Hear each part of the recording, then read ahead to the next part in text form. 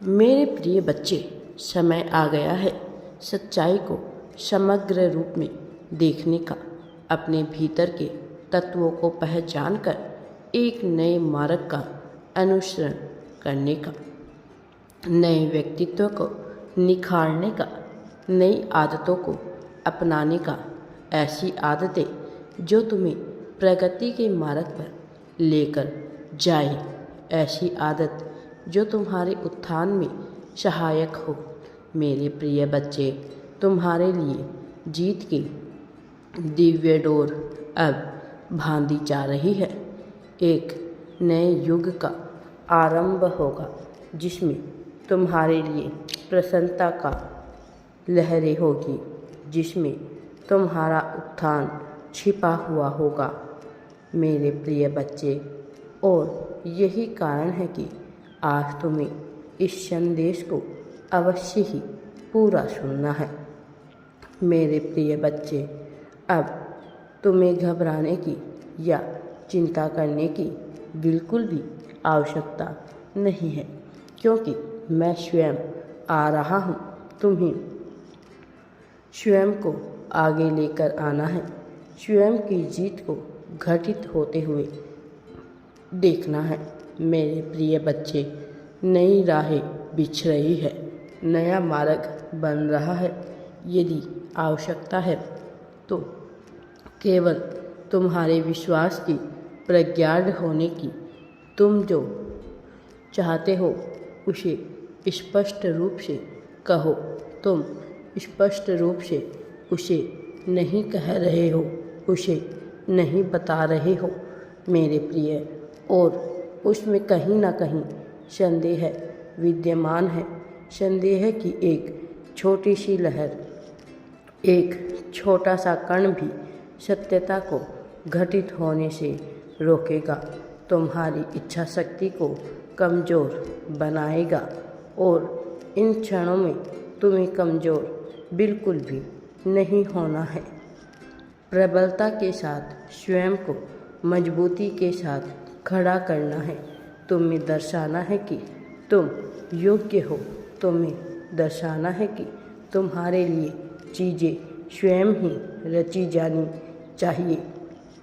मैं जानता हूँ तुम अपने आप को क्यों बांध रहे हो, कभी धन के उस छोटे से स्रोत से जिससे तुम्हें लगता है कि वह पाने के बाद तुम सब कुछ हासिल कर लोगे, किंतु यह एक ब्रह्मा के सिवा कुछ भी नहीं है।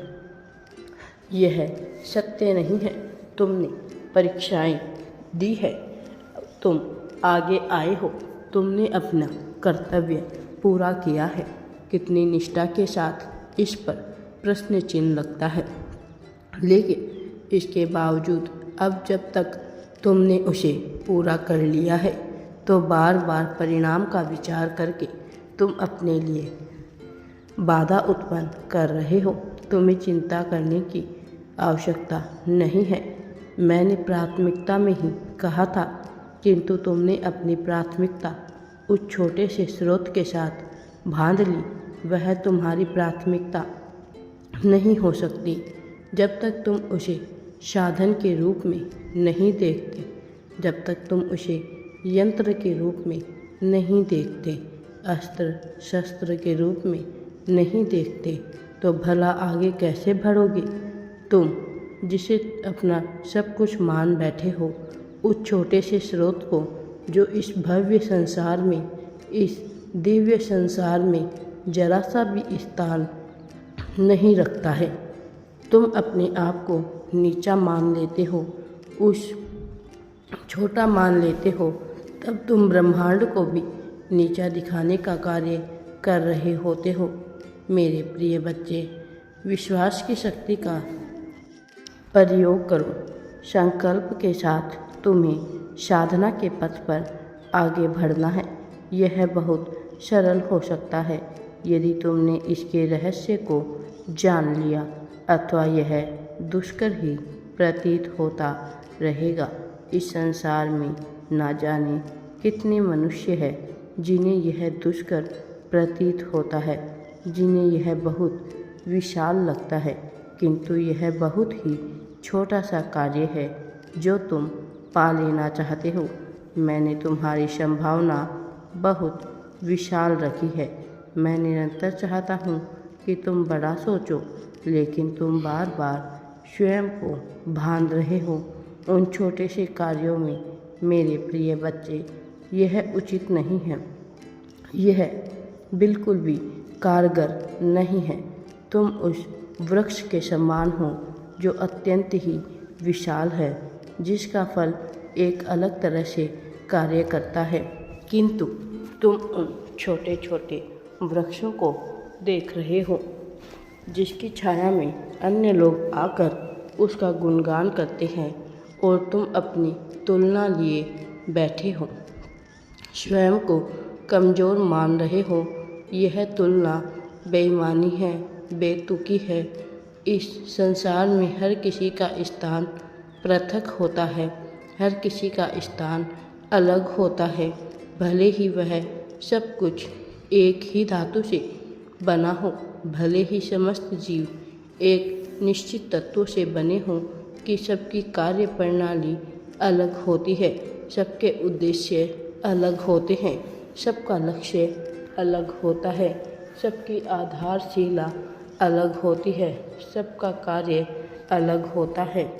सोने से बना हुआ एक आभूषण से कंगन कहलाता है। वह कानों में नहीं पहना जा सकता, वह हाथों की शोभा बढ़ाने के लिए ही होता है। उसी प्रकार से उसी धातु सोना से गढ़ा हुआ एक बाली कानों में ही पहनी जाती है, उंगलियों में नहीं। मेरे प्रिय बच्चे, जिस प्रकार सोने की अंगूठी नथुनी का कार्य नहीं कर सकती, सोने की बिछिया हार का कार्य नहीं कर सकती, किंतु सब कुछ बना तो एक ही धातु से है, सब उसी परम चेतना से निर्मित है जिससे तुम हो। इसी प्रकार मनुष्य का जीवन भी, तुम्हारा उद्देश्य अलग है।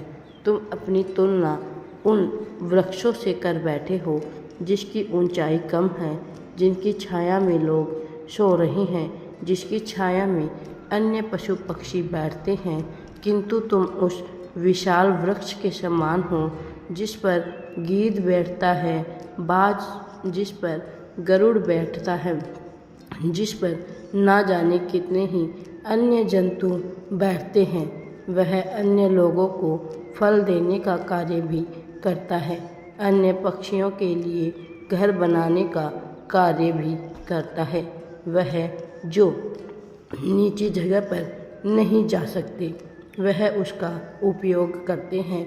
तुम्हें अपने मूल्य को, अपने स्थान को समझना होगा। मेरा आशीर्वाद सदैव तुम्हारे साथ है। राधे राधे जी। वीडियो पसंद आए तो लाइक, शेयर एंड चैनल को सब्सक्राइब ज़रूर करें।